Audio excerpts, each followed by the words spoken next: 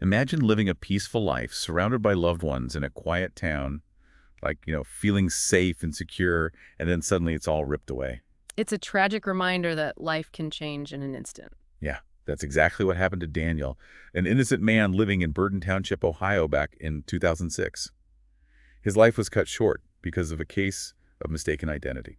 A case that reveals a lot about the dark side of human nature, the power of fear, and how even the most carefully laid plans can go terribly wrong.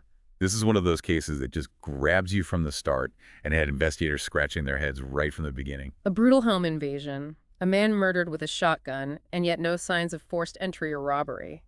It was almost like a scene staged to mislead. Exactly. It seemed like a professional hit. But the victim, Daniel, was a nursery worker, beloved in his community. No apparent enemies. No reason for anyone to want him dead. The initial assumption was that the police had missed something. But as they dug deeper, they started encountering a chilling pattern. Oh yeah, witnesses who seemed to know something but were absolutely terrified to talk. Right. People would say, I know what you want, but they will kill me. The fear surrounding a man named Joe Rosebrook was palpable. So who was this Joe Rosebrook? What made him so feared? Well, Joe was the mastermind behind a massive car theft ring operating from behind bars. Wait, from prison. He was running this whole operation from prison. Exactly. He was orchestrating crimes even while incarcerated.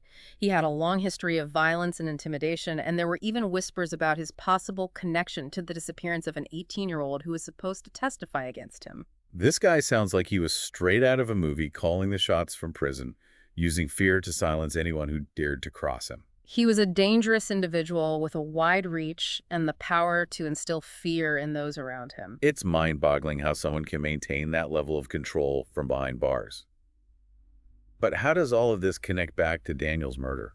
Well, that's where the story takes an unbelievable turn. 6 months into the investigation, a shocking discovery emerges. There was another Daniel living just 50 miles away. Wait, you're telling me there were two men with the same name? What are the odds? It sounds like something out of a Hollywood thriller, right? But this second Daniel, let's call him Dan to avoid confusion, was the complete opposite of the victim. Dan was a career criminal with a rap sheet a mile long. So we're not talking about petty theft here. No, Dan was a master thief involved in stealing everything from cars and planes to even Elizabeth Taylor's dog.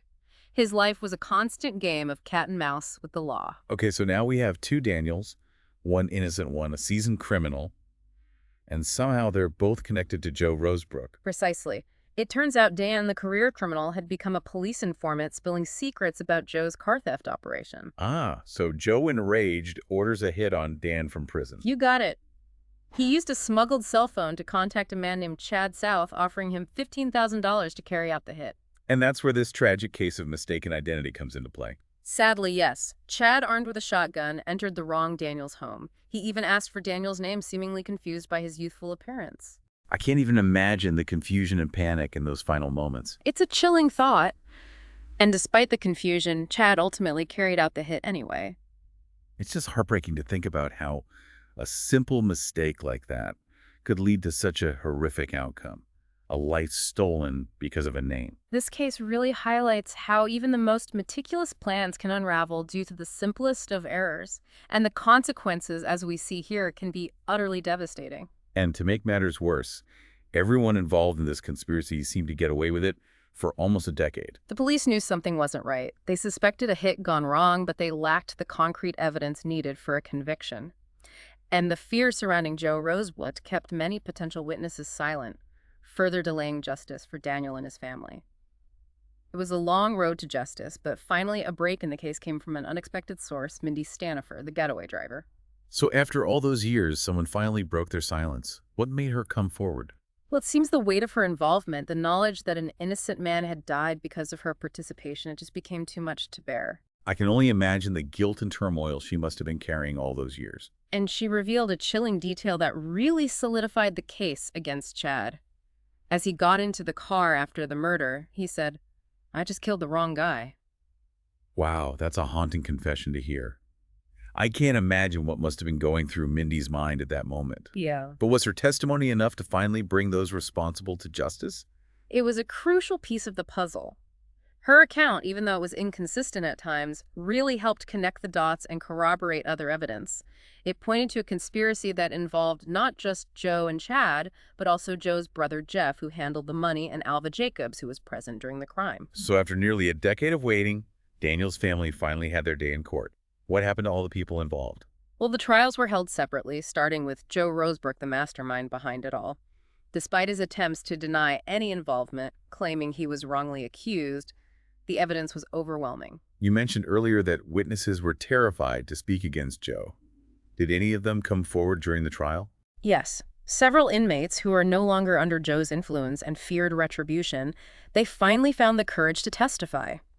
They shared details about his efforts to find a hitman from prison, confirming his role in orchestrating the hit.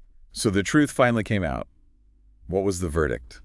The jury found Joe Rosebrook guilty on multiple counts, including conspiracy to commit aggravated murder. He was sentenced to life in prison.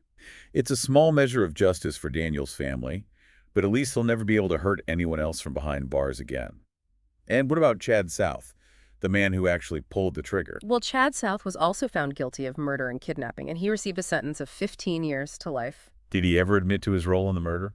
Interestingly, throughout his trial, Chad maintained his innocence. He even tried to shift the blame to others involved, claiming they were the ones responsible for the tragic outcome. It's amazing how some people, even when faced with overwhelming evidence, refuse to take responsibility for their actions. And what about Mindy Stanifer? Did her cooperation earn her any leniency? Yes. Mindy, after initially pleading not guilty, changed her plea to guilty in exchange for a reduced sentence.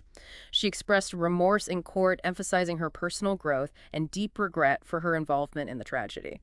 I imagine it must have been incredibly difficult for Daniel's family to see Mindy receive a lighter sentence, given her initial silence. Absolutely. Their pain and anger were very evident throughout the trial. They felt that Mindy's silence for so many years had compounded their suffering and that she should have come forward sooner. It's a complicated situation for sure. It seems like there's no easy answer when it comes to achieving justice in a case like this. And what about Joe's brother Jeff, the seemingly respectable businessman who helped manage the money for the hit?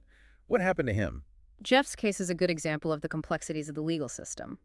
He accepted a plea deal which resulted in a relatively light sentence, a minimal fine, and court costs. He admitted his involvement, but the punishment felt disproportionate to his role in the conspiracy. It's hard to understand how someone who played a part in such a heinous crime could get off with such a light sentence. Plea deals can be controversial. They're often a necessary tool for prosecutors to secure convictions, but sometimes they can lead to outcomes that don't seem to fit the crime, especially in the eyes of the victims and their families. And what about Alva Jacobs, the other person in the getaway car? What was his fate? Alva also struck a plea deal. He ended up receiving a very short jail sentence of only 30 days. So in the end, Joe is behind bars for life. Chad faces a lengthy sentence. Mindy served 18 years. It's a mixed bag of justice, but at least some semblance of accountability was achieved. True, but it's important to remember that no legal outcome can truly erase the pain and loss endured by Daniel's family. In court, his father delivered a very powerful victim impact statement directed at Joe Rosebrook. It was a heartbreaking testament to the profound and lasting devastation the senseless act had on their lives. It's a reminder that the ripples of such a crime extend far beyond the courtroom. We can't forget about Mary Ann Daniels' girlfriend who witnessed the horrifying event. The trauma she experienced will likely stay with her forever. Right. And then there's Dan, the intended target of the hit. Well, his story doesn't end there either. Wait, there's more. What happened to Dan?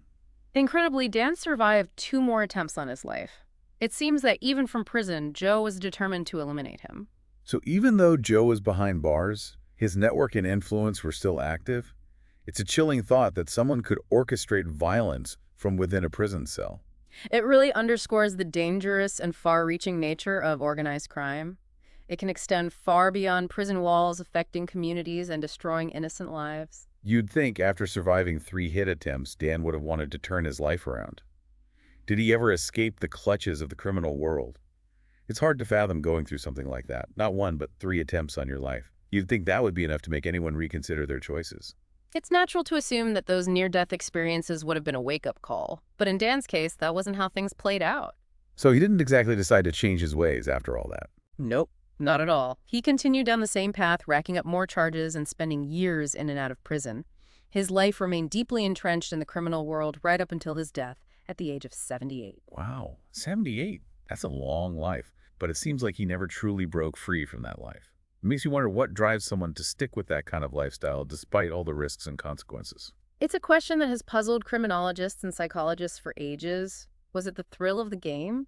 The allure of easy money? Or maybe a deeply ingrained distrust of anything outside the criminal network he knew? It's a complex issue with no easy answers. This whole story is just incredible. From the mistaken identity to the intended victim's continued life of crime, it's been a real roller coaster of a deep dive. It definitely highlights the unexpected twists and turns that life throws our way, and how those twists can sometimes lead to unimaginable consequences. What strikes me the most is the sheer senselessness of it all. An innocent man loses his life because of a name. A tragic coincidence with devastating ripple effects. It's a stark reminder of the fragility of life, the devastating impact of violence, and the inherent imperfections of the criminal justice system. We can't forget about Marianne either. Daniel's girlfriend who witnessed the whole horrific event. The trauma of that night will likely stay with her forever. It's a burden she'll have to carry. And this case also brings to light the dark underbelly of organized crime. Joe Rosebrook's influence extended far beyond prison walls, touching the lives of so many individuals and causing immense pain. It's a sobering reminder that our actions have consequences, often reaching far beyond ourselves. Absolutely. This case underscores the need for empathy, compassion, and understanding. Even in the face of darkness, there are valuable lessons to be learned and opportunities for growth. I think this deep dive has taken us all on an emotional journey. It's been shocking, sad, and ultimately thought-provoking. Thank you for guiding us through it all. It's been my pleasure. These stories, though difficult, deserve to be told. They remind us of the complexities of human nature, the power of choice, and the importance of seeking justice and understanding. That's what the deep dive is all about, bringing you compelling true crime stories that explore the depths of the human experience. If you found this episode as fascinating as we did, be sure to subscribe for more incredible deep dives into the world of true crime. We'll see you next time.